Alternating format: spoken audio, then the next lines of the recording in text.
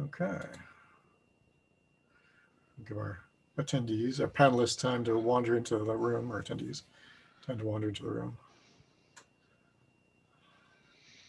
We got 4 people. We're outnumbered. Yeah. That's the goal. Actually, we have 3 attendees. Oh, yeah. There you go. They're outnumbered at the moment. Yeah. Turn to the bar, quick. Well, at least I can't say that I couldn't find the room this time, Right. Salon what? Salon C? Salon A? No, I can't say that this year. So Yeah, they were very good about giving us reminders too. I got a reminder yesterday. I got a reminder an hour ago. Yeah. That was very efficient. So it's good. No excuse for looking up and going, crap, I had a panel 2 hours ago. Who knew? Right. So, all right. Give them another minute or two.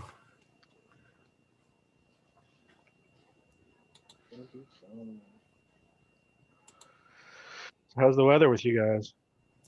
Miserable. It's been snowing off and on for like the last 3 days. 3 days, right? Yeah. That's like the 3rd time in like, what, 2 weeks? Yeah. Yeah. Yeah. I looked at the window yesterday. I'm like, again? Really? Like, Yeah. I know. We shoveled out like, what, Thursday. And then I wound up having to make a quick store run yesterday for something. And so I had to shovel out again. And then, of course, I come back and then it starts snowing again. I'm like, oh, really? Here we go again. And this morning it was snowing again. And I'm like, it's driving me nuts. All right. Now we are, in fact, outnumbered. right. 10. All right. Look at that. All right. Good. Standard.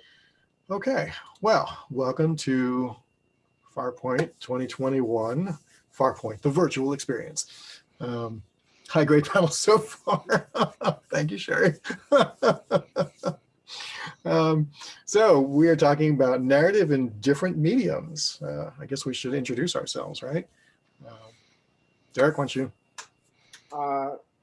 Hi, I'm Derek Tyler Attico, science fiction author, Star Trek Strange New World winner. I'm currently doing some work with Modiphius Games for Star Trek Adventures, which is a role-playing game. And I'm excited to talk about narrative and storytelling and all those different genres and mediums. Okay, great. Stephen? Hey, everybody. I'm Steve Kozeniewski. I'm an author of horror and science fiction. I have written primarily prose, so I have a couple of novels out. A couple of those have been translated to audiobooks, so I've been through that experience. I've also written for the screen for Welcome to Daisyland, which was a video series for the Dead Daisies, if you're familiar with that. It's a mega group. And I have written for Serial Box, which is a brand new, well, not brand new, it's a couple of years old now. But they are kind of a new medium in terms of it's very similar to television production, but it ends up being an audio book. So you would have a quote unquote season with a couple of quote unquote episodes, but rather than appearing on your TV screen, they'll appear in your ears. Okay. I'm Aaron Rosenberg. I am a novelist, children's book author, game designer. I started out in role-playing games. I've written over 200 publications in various formats and structures, tie-in properties, original properties, etc. So that's enough of that. Right. I'm supposed to let you guys know that in the chat, if you want to send messages to everybody, make sure that you are set to panelists and attendees and not just panelists. Or if you just want to send messages to just us, you can just send it to panelists. Also, feel free to use the Q&A if you have any questions for us. I am keeping an eye on it. So I'll try to just sort of work those in organically. And then if we have more time at the end, we'll just open it up in general. So our blurb here, which I'll read off to you guys. Coherent and compelling narrative is important in short stories, novels, television and film, and games, board, tabletop, role-playing, and video forums. Working professionals in many of those different mediums, that's us. Discuss the best narrative principles common to them all, as well as how to navigate the differences between and among them. So that seems like a good place to start, right? I mean, what do we, obviously, I mean, there are bound to be some things that are consistent through all of them, right? I mean, there are certain narrative principles that really should apply to any story, any format, anywhere. Like what? This is great because I can just throw questions at you guys and I just sit back and laugh. Sure. So, yeah. So some of the universal principles of writing, that's what we're talking about, is what you have to have for everything. Yeah. So you want to have characters, not just caricatures. You want to, give your characters the room to breathe, to grow. You want to develop them, not give them short shrift. You want to give them difficult choices and decisions to make without feeling like you've railroaded the characters. So one of the things, as long as we're talking about different media, if you remember the way that video games used to be, they sometimes used to say it was on a rail. So all you can really do is go forward, turn left here. Maybe you can shoot the enemies that are in front of you. So I think if people feel like that's what you're doing to your characters, you're forcing them into situations, that's a very weak form of storytelling, because who wants to do that? That's like going back to the ancient Greeks and Ariadne and that kind of thing with the Deus Ex Machina. They just do it because the gods said they did it.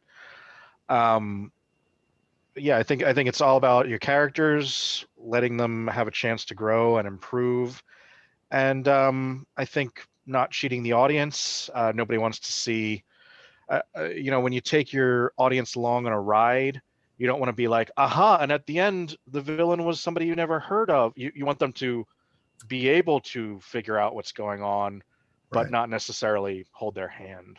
So those are some of the things I try to always include in my narratives. Okay. Yeah. Derek? Well, that's a great point. Stephen's telling you right about character. I would say, um, maybe to just bring it back for a second. I mean, it may sound redundant to say, but storytelling in any format needs a beginning, middle, and end. Plot is essential, and those things are essential. And some people may think maybe I can, like, if you're writing a screenplay, I can just lean on the visual medium Mhm. to tell my story. And yes, in some respect that's true, but you still need a solid plot. You still need a solid beginning, middle, and end to tell your story and have have an arc for the story and for the characters. And this is what we call story spine, or part of a story spine, that will go through any story. You need a beginning, middle, and end in any story. And I think a lot of times people, when they're creating stories in different formats, they create the beginning and they maybe know the end, but they don't have an idea for the middle, and they just kind of like breeze through it. I think we've all been there with that. But these are certain staples that you need in any medium, particular coherent, exciting story. Okay. Yeah, that's a good point. The one I would offer is, I think, immersion. Mm. Right. I feel like any narrative, any story has to bring the reader into it in some way, shape, or form. Otherwise, you're not invested, you're not involved. That whether that's character, whether it's story, whether it's world, right?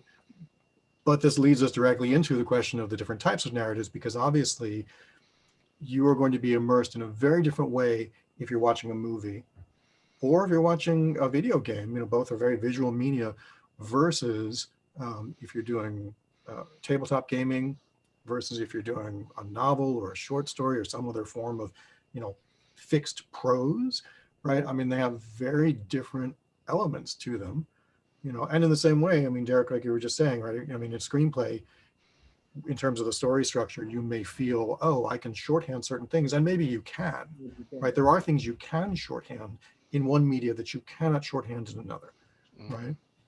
So yeah, let's talk about that a little bit. I mean, what can you get away with? Like pick a media. What can you get away with in that media that you can't get away with in some of the others, maybe?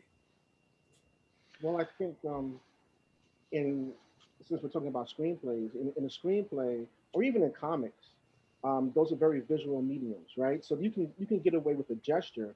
A gesture can save you what would be a paragraph in a short story or novel, can be a gesture or a look on the character or actor's face, Right.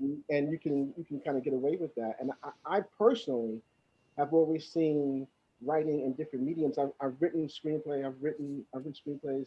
I've written a pilot for a television show, which never happened. And I've done some, I've done other mediums, and I've always seen it as a compression of time and detail, um, from one medium to the next. You can tell the same story. You can tell, I don't know, Alice in Wonderland. You can tell that. Obviously, it started as a novel, but you can do that in anything. It's just a matter of how much you tell and how you select story.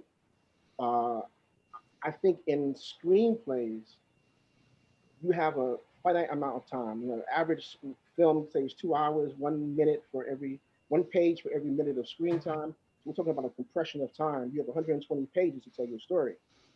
With a comic book, it's another visual medium, but a lot happens not only in the panels, but between the panels.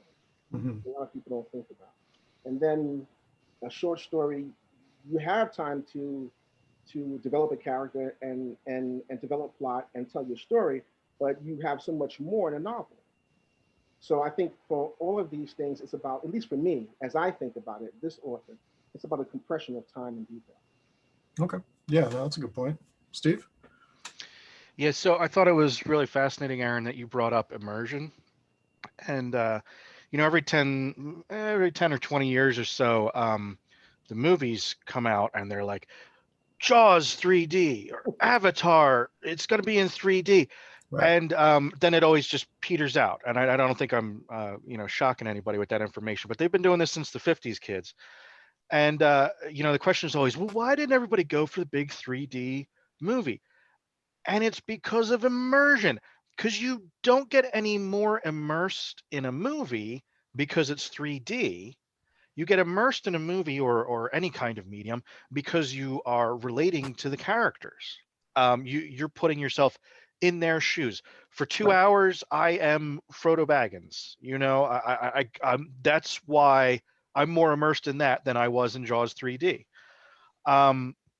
And when I think about things like my girlfriend, I always forget, it's the Fallout game series. Hmm. I remember when she turned on this video game.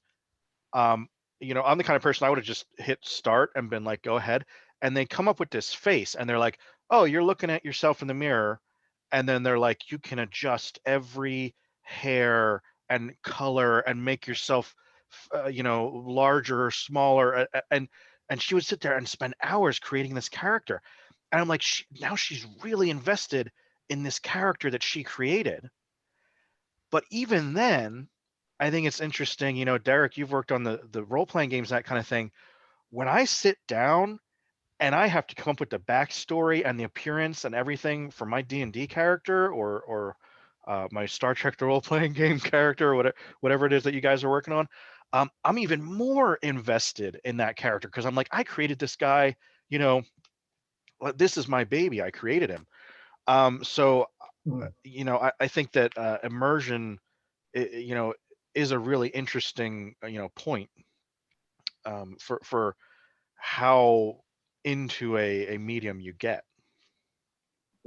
It's interesting because you bring up, like role-playing games and like creating your characters and things like that. I mean, one of the things that you tend to have happen in an RPG is somebody says, well, describe your character, right? Like the first time you guys meet up, the first time your group gets together in the tavern or on the road or, wherever it is, right? And somebody says, well, let's go around the room and everybody describe yourself.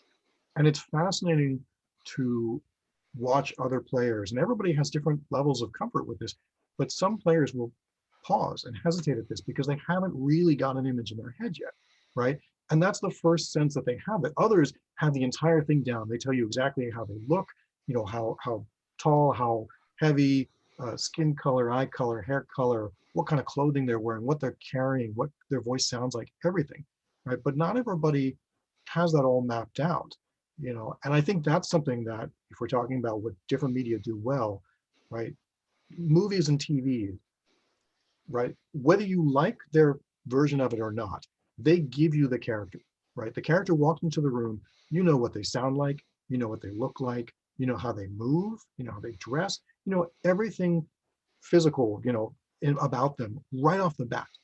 Right? There's no question, there's no hesitation. Even with a comic book, you get a visual interpretation, but 3 different artists will show you the same character in 3 very different ways, and you can't hear them, right? Because obviously it's a, it's a still media. It's not, there's no motion to it. There's no sound to it.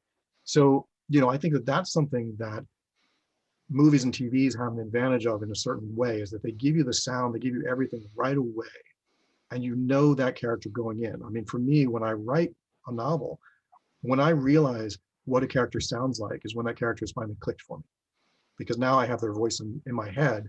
Often it's something that's similar to a particular actor or actress. You cast them. You say, oh, Judi Dench is playing this role, or something like that. And you're like, now you know who they are. You can see them, you hear them. That's complete now. And then you have to translate that to the page. But does your reader get it in the same way? Right? In a movie, you don't have to worry about that. Right? You have the person on the stage, on the screen. Not the case with a novel. With an RPG, it can be wide open, obviously.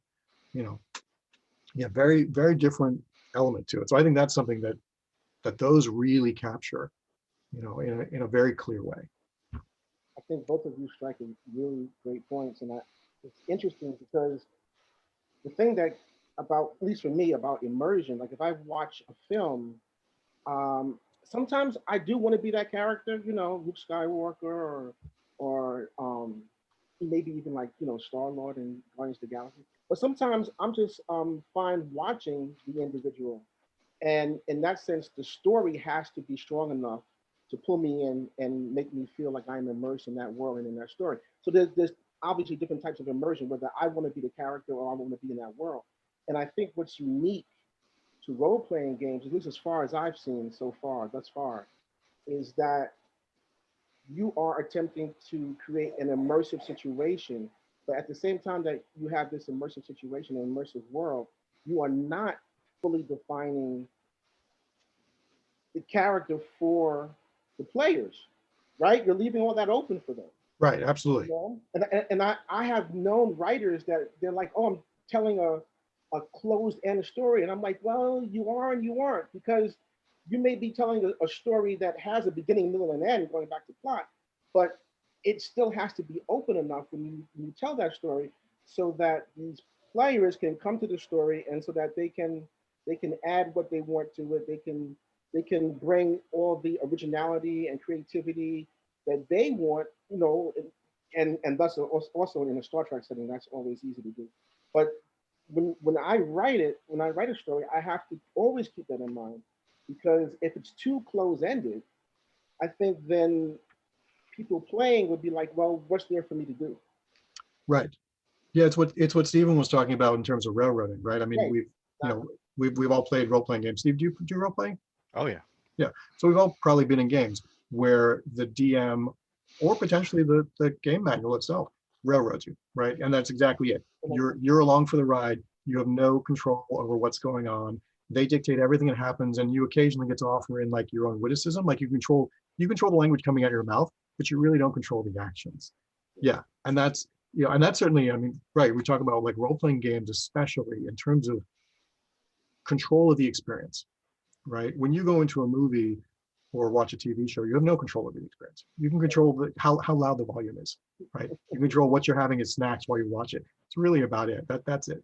Exactly right. Novels, you have more control because you control the speed at which you read them.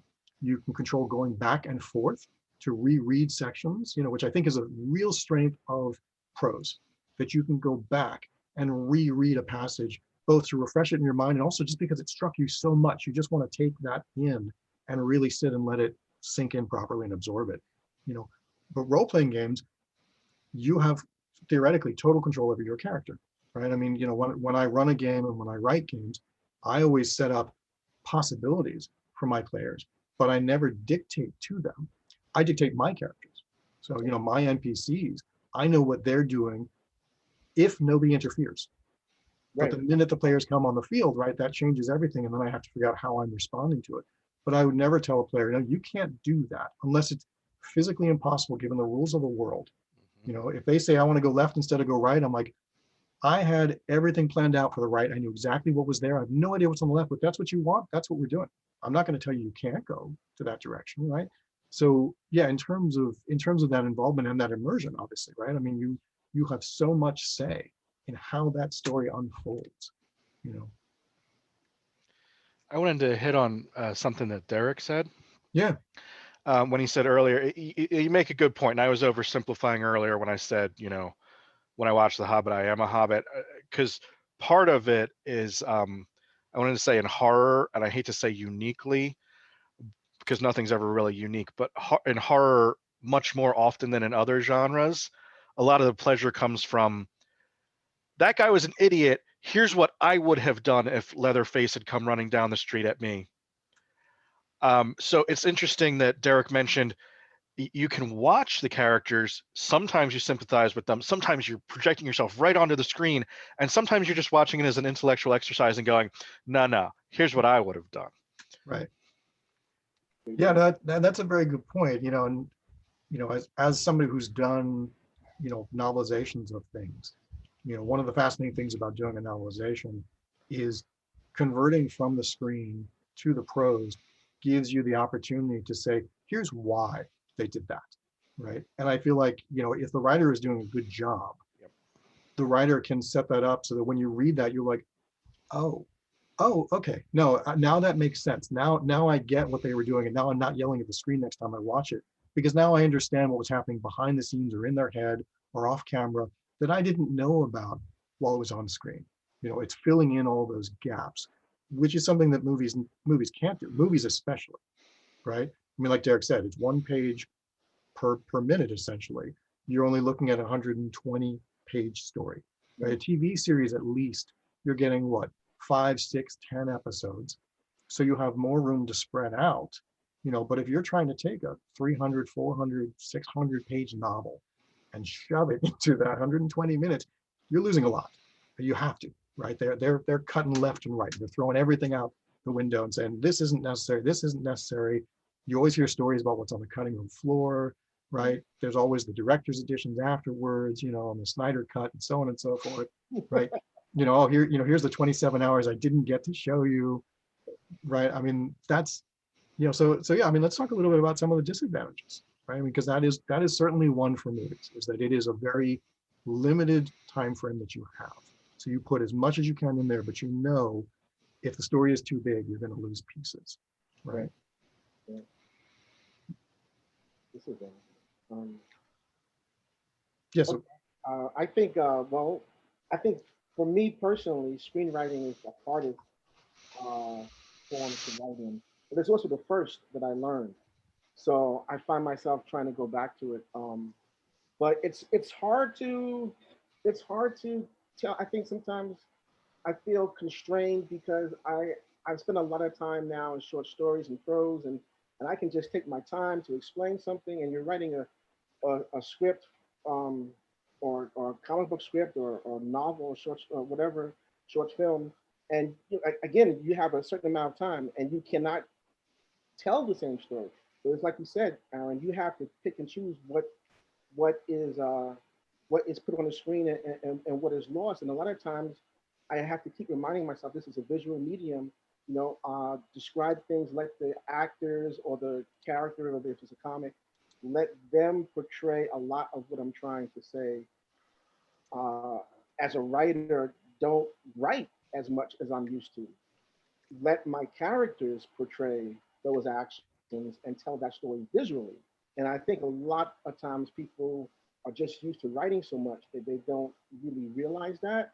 And you have all this like exposition in films and comics. It's like you could cut a third of that out and be fine telling the same story.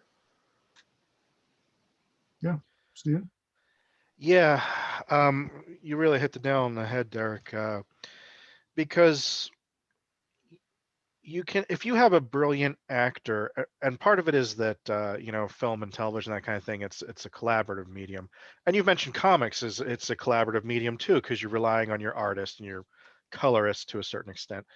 Um, you know, where I could spend 5 pages if I wanted in a novel explicating why somebody came to this decision.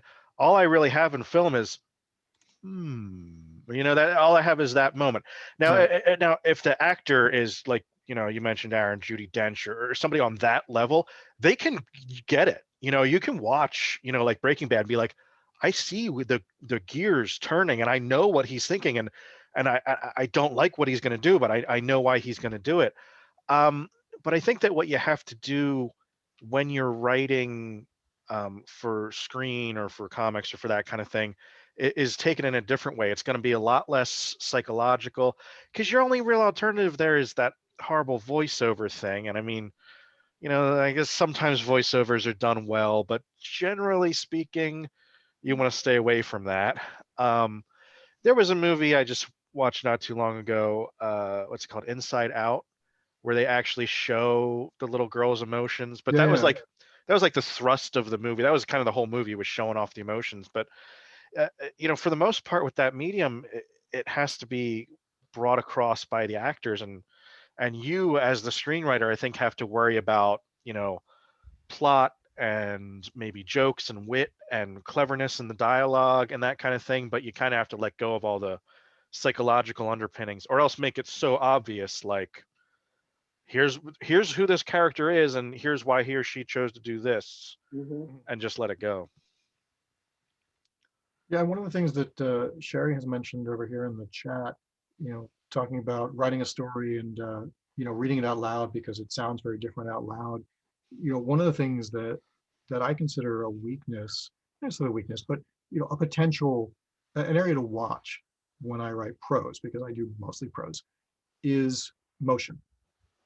Right? I mean, on a screen, if you're a screenwriter and you're writing a scene and your actor gets up there and your actor is doing the scene and they're sitting completely still for the entire scene, right? Right away this is a problem. Right? With a novel, I'm always trying to keep in mind when I have characters talking, what are they doing? Are they just standing still and I say this, I say this, I say this? That's really boring, right? And you don't always think about it when you're writing it because you're so wrapped up in the characters' heads and their dialogue and what's going on in the back of their minds. But you have to keep in mind that sense of blocking, right, and of motion. Even if you're doing a comic book, I mean, I would think, if three panels look exactly the same, right, if nobody has moved in those three panels, you probably stop and go, okay, there's probably something going on here, and like you said, Steve, it's a collaborative medium in that case. I mean, your artist may actually throw in some motion as they do those panels to break things up, which is great. You can rely on a good artist probably to do something like that.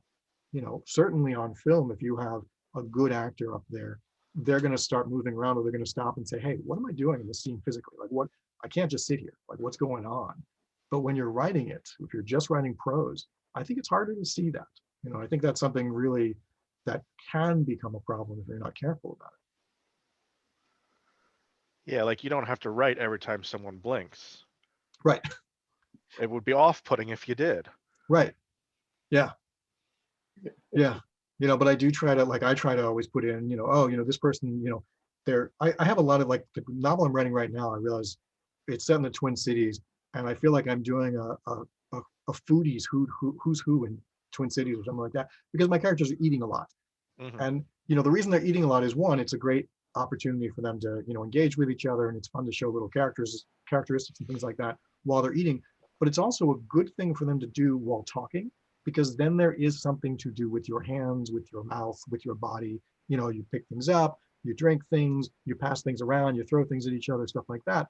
There's a lot of physicality going on. Otherwise, they could just be sitting in a completely neutral spot, not moving and just talking heads, right? And no one wants that. There's an old, I don't know if it's a saying or if there's a thing in business where they say, if you're on a lunch meeting, you don't watch how your counterpart treats you. You watch how they treat the waiter. Yeah.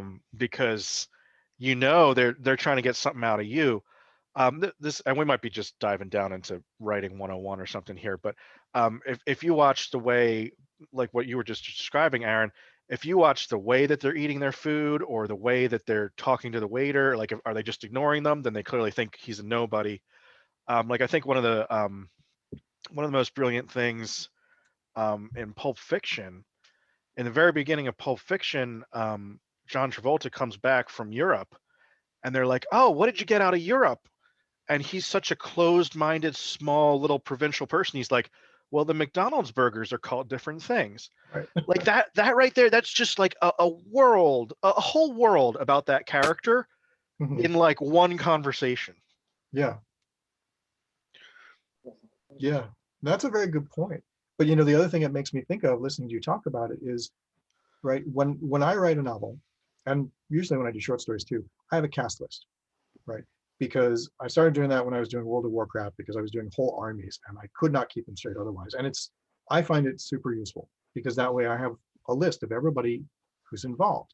And every time someone wanders in, if I give them a name, if they're important enough to give a name, I add them to the cast list. But that's the difference, right?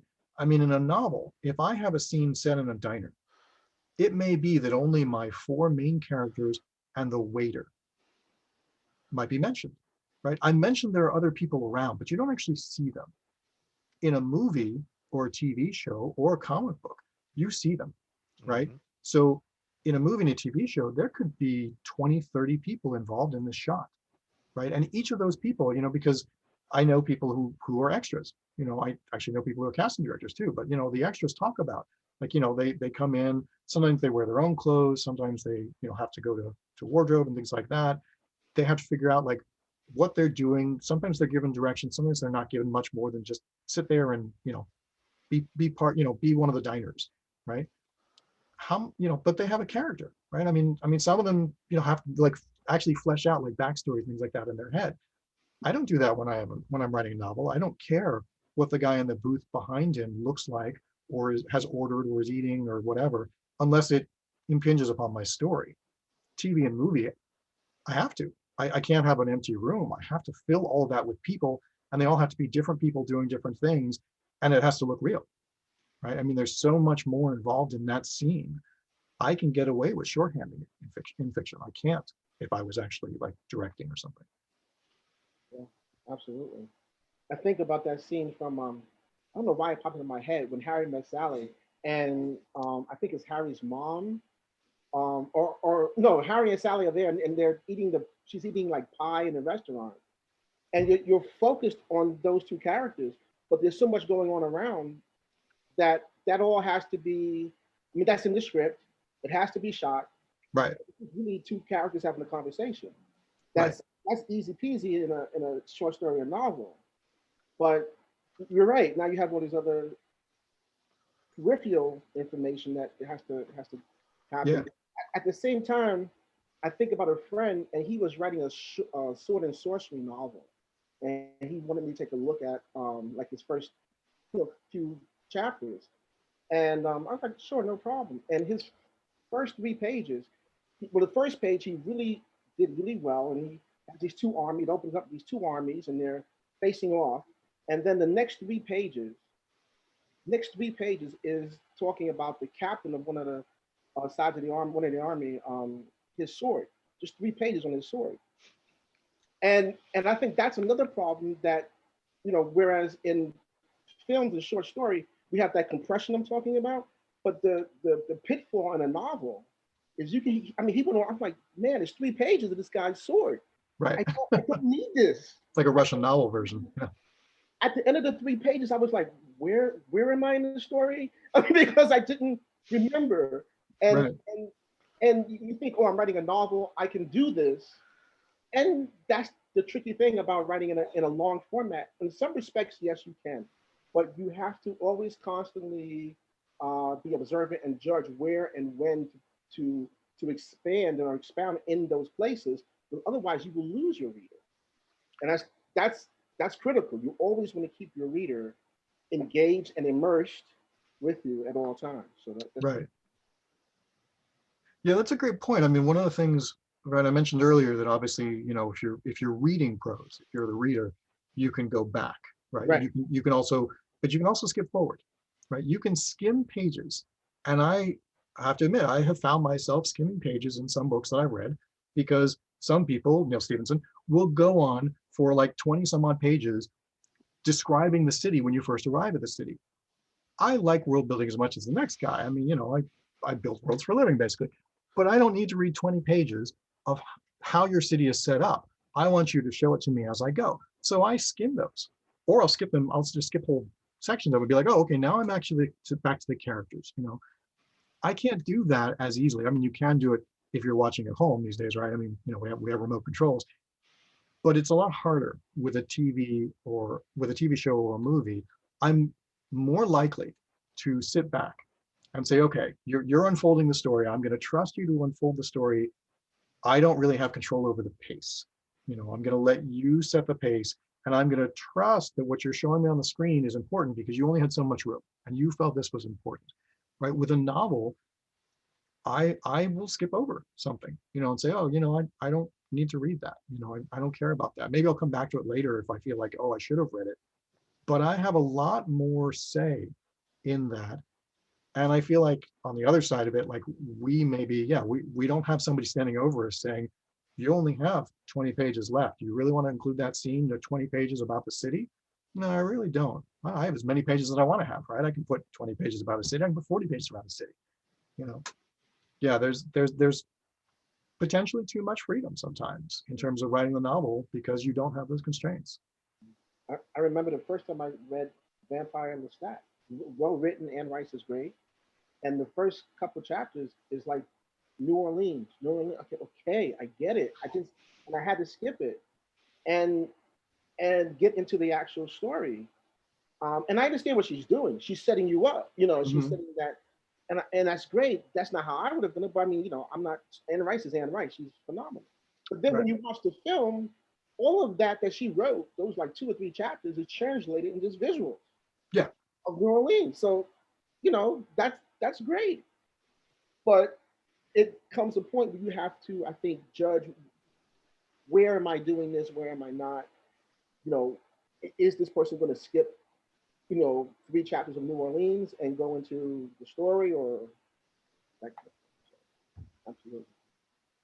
Yeah, no, that's There was this, there's this brilliant part in So Long and Thanks for All the Fish by Douglas Adams, where you're reading a couple chapters and then he's like, most of the rest of the book is pretty boring. So if you just want to skip to the end, Marvin comes back, and I highly recommend that.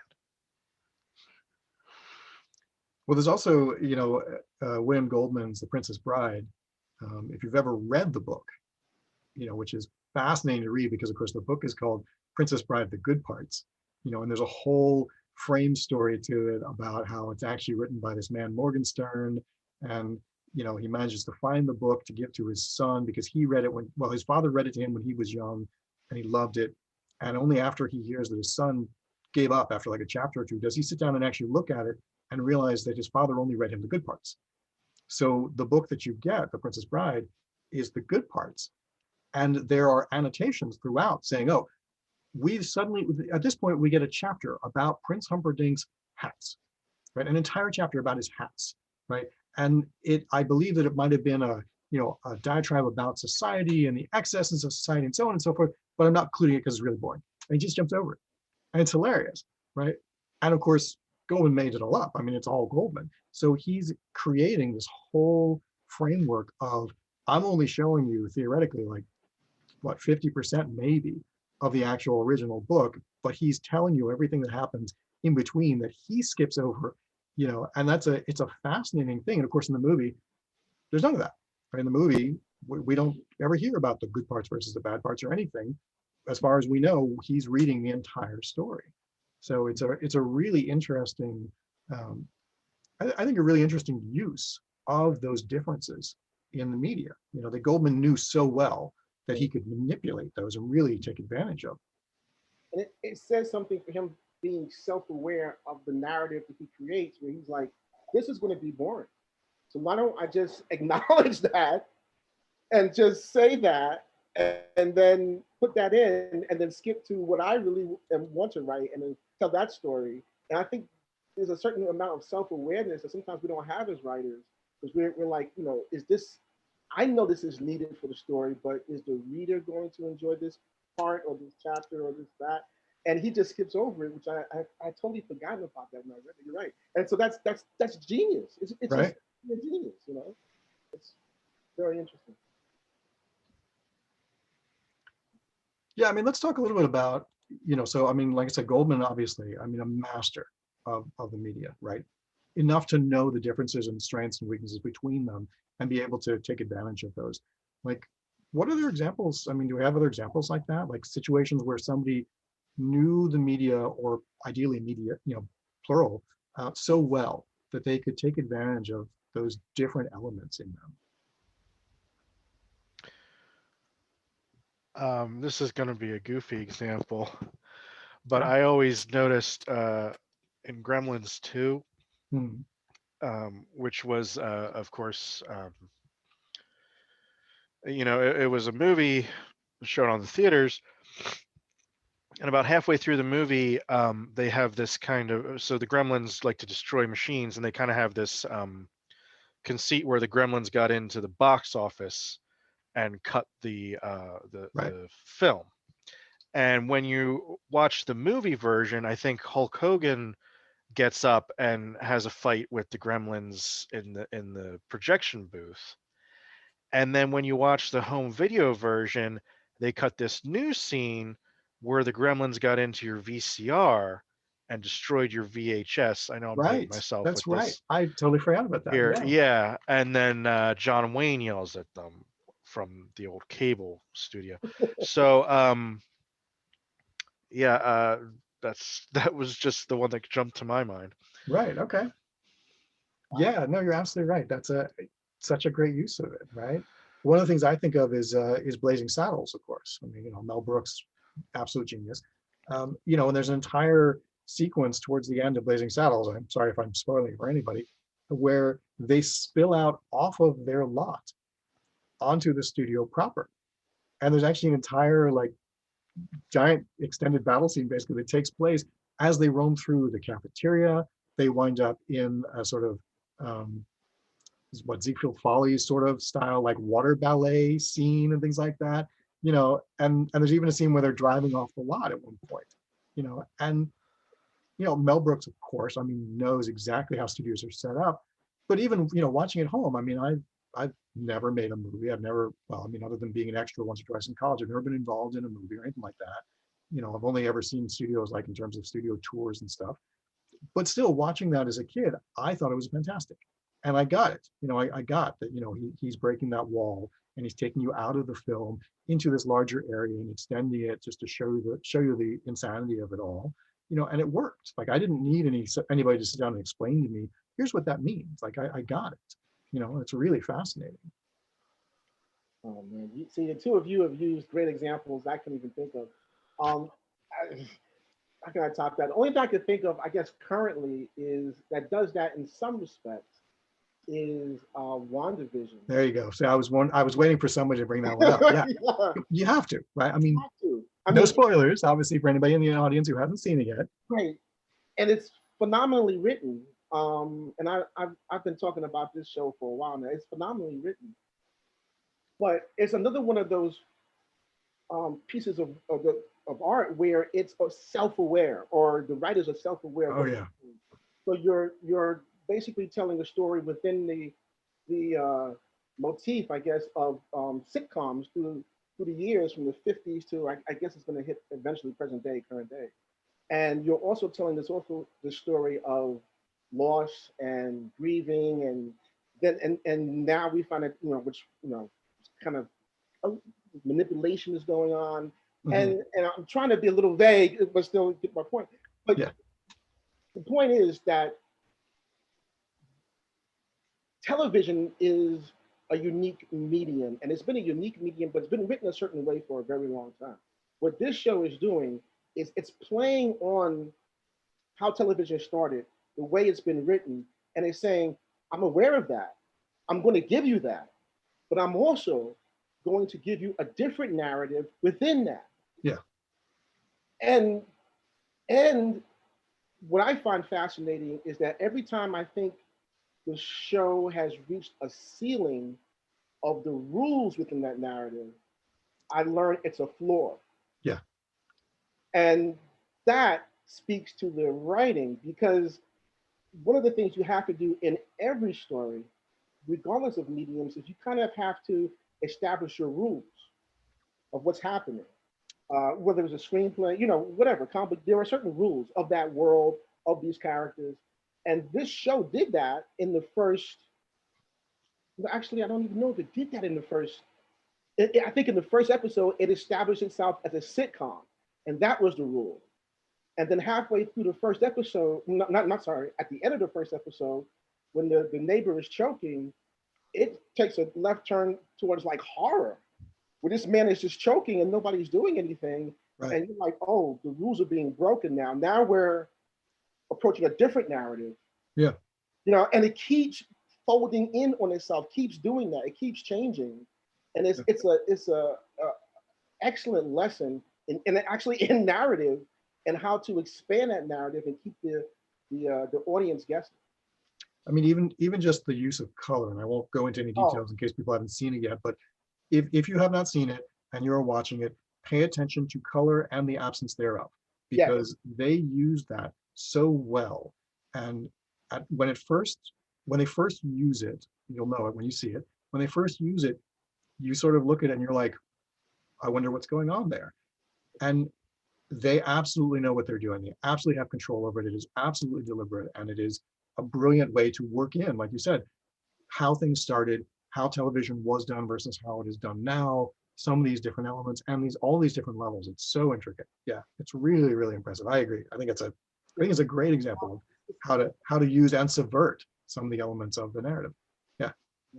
And that's what we all do as writers when we are creating a narrative. We're putting all those little things in and we're hoping that the audience gets them. I find a lot of times I write, people will say to me, oh, I didn't see that until I read it a second time, or somebody said something, and it's easier to see these things in visual mediums, of course, right. Film, television, comics. But that's all we want to do is we want to kind of pull your coattails to something that we're doing or have a magic trick that you don't see until the end, and I think this show does that. It does that beautifully.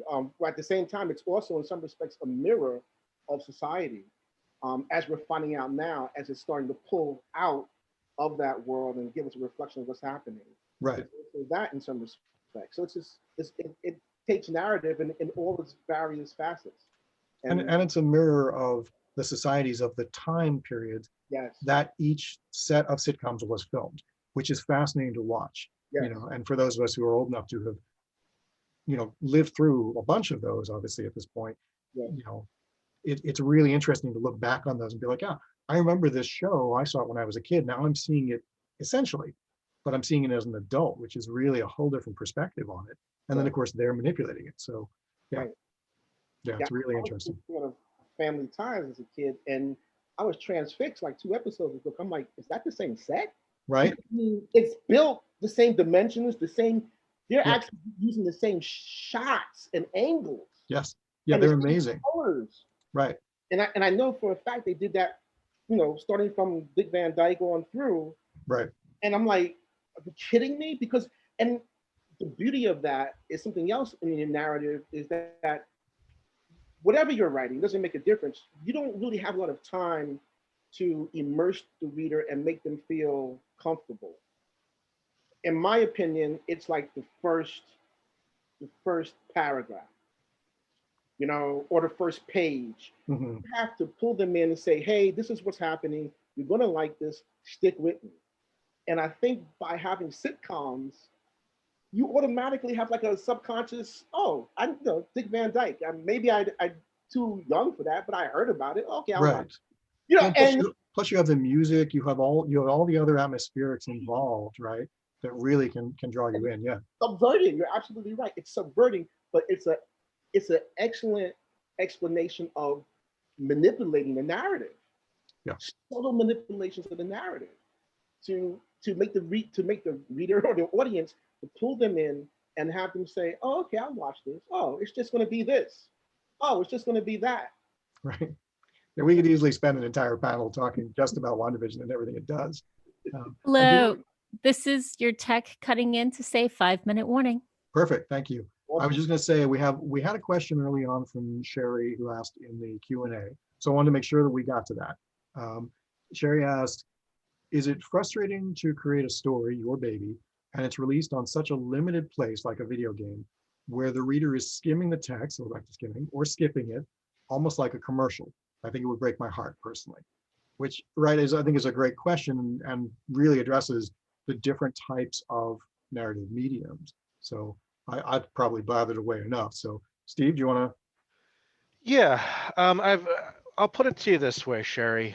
In the novels I've released and everything else, the videos and audiobooks and everything, there are some people who just plain don't get it, who weren't interested, who gave me a 1 star because it came late from Amazon. And then there are people who, I mean, not to toot my own horn, so this may be exaggerating slightly, but there are also people who this was a genuinely life-changing text for them. Okay. Um, I'm not going to say there's too many of them like that. There's not too many things that, deeply, deeply touch you. So I hope that most of the time my work is somewhere in the middle. It's something that made somebody happy for a day or a week or a month, or if not happy, gave them some kind of cathartic, release and touched them and gave them an escape from this miserable fucking pandemic. And even when that's not going on, maybe just their troubles in their life. So am I frustrated if I think that somebody is skipping through the text? No. I know some people are going to skip through the text. I also know some people are going to overanalyze it and come up with an entire Rosetta Stone of things that I didn't put in there. So I'm not so much worried about that. I hope that my work gets in some ways in front of the audience that will appreciate it. That's how I feel about this particular issue. Yeah, I'm resigned to it. Yeah, some people are going to skip it, but some people it's really going to help, or at least touch, I hope. Yeah, I think that's a great answer. Derek, do you have anything to add to that? Well, just that when I write a story in any medium, I think of it in some ways as my baby. So I want to give that child everything, all the tools it needs to exist absent of me in the outside world. Right. Because after it's written and submitted, I've moved on. I will come back to it, and I will enjoy when the people want to talk about it, but it has to stand on its own. So hopefully I've done the job to give it those tools so that even if the person skips, it's like, damn, now I got to go back because he did something at the end. Hopefully, right? You hope. Right. So that's how I look at everything I write, and hopefully it has the strength to stand up at the end of the day. Yeah, I think that's, I totally agree with both you and Steve, especially. I think, when I write something, I hope that it reaches the people who will appreciate it. And I know that there are some people who aren't going to read it or are going to read it and aren't going to appreciate it. And that's okay too, because you can't please everybody, right? I always think there's a line in David Eddings' The Bulgariad towards the very start where Dernick, who's the blacksmith, is explaining to Garion, the main character, that he's underneath a wagon that he's fixed and he's filing down a spot on the axle. And Garion says, why do you bother? No one can see that. And he says, I know, but I see this wagon every day. And if I don't fix that spot, I will know I did not do the best I could do. It doesn't matter if no one else sees it. So, we try to make our work the best it can be, and we hope it gets to the right people. And if some people don't see that part or skip over that part or don't enjoy that part, that's okay, because other people will, and we know that we did the best we could. And I think that's really all you can do. So I think we're probably, at this point, just about out of time. I have a feeling Morgan's about to pop on here and kick us all off, right? You've got it under control. Yep, perfect. So where else are you guys this weekend? You have other panels coming up?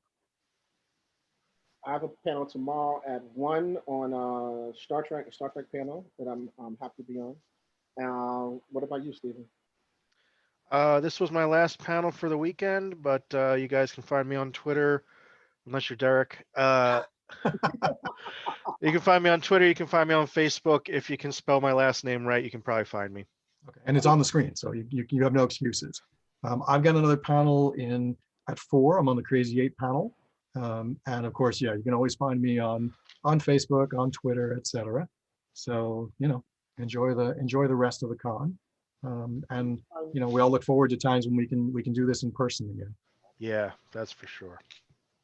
And I could be found on Twitter, the Attico on Twitter. There you go. Mine's Griffin Rose, so it's GryphonRose. That's both my Twitter It's my Facebook. Pretty sure it's my, yeah, I think it's something. I don't know.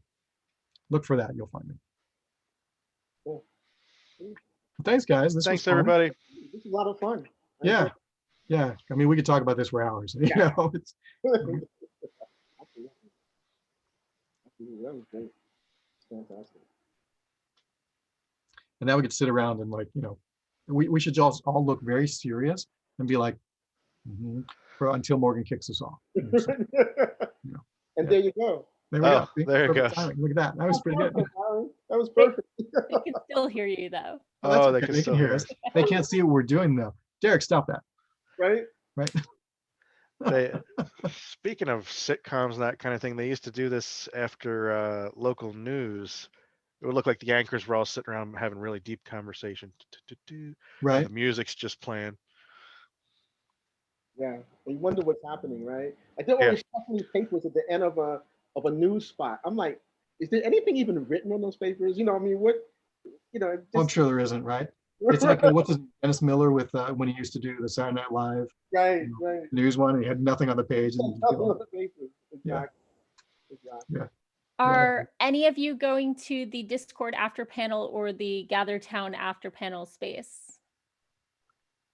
I think I will. Okay. Good. I have no idea how to do that. I missed the tutorials on Gather Town, unfortunately, so I completely spaced them. You use arrow keys and walk around like it's a side scroller video game. And when Okay. you get close to people, you can hear and see them. Cool. I'll probably pop onto that or try to pop onto that after my next panel. Sure. Since I'll use this time to, like, you know, get up and actually move around Right, first. right. The panel rooms are downstairs, so you go to the right, and then it's like go to the panel space, and then it's laid out very similar to the hotel where we would have been. Cool. By the escalators, Aaron. I mean, How can I miss that then? Okay. Come on. Cool. All right. Well, it's good to see you guys. You too. Yep. Thanks, Always- guys. Oh, Alright. everybody else left, so y'all can chat as much as you want. Well, like I said, I'm gonna get up, move around, and refresh liquids and so Okay. Just tell me one more time, Stephen, for Twitter, please, sir. Oh, it's Out Fortune, like outrageous fortune. on. Out. Fortune. Okay. Good. Cool. All right. Well, yeah, I should look for that. All Do I right, have guys, you on? you came up right away. I'm already following you. What the fuck? See, that's the funny part, right? That's crazy. Let's see. Oh, I am too. Look at that. See, we're all good. We're all set. What the heck, man? Aaron, I think I had you on my blog a couple weeks ago. Did you? Did you do an author spotlight recently? I did a thing for Falstaff. Okay, maybe little it was while a back. different Rosenberg. Okay. Yeah. I don't think I've done anything else recently, but Nope, that's fine. I'm happy to do blogs. Ah, I hear that. So Well, good luck with your sister. thank you. I'm very So- excited, waiting for that call. Yeah, definitely. So fingers crossed. Thank Thanks you. thanks for checking for us. Definitely. Appreciate it. All right, guys. I will catch you later. Me too. Take care, guys. Thanks. All right. I'm about to hit that end button. Bye. Bye-bye.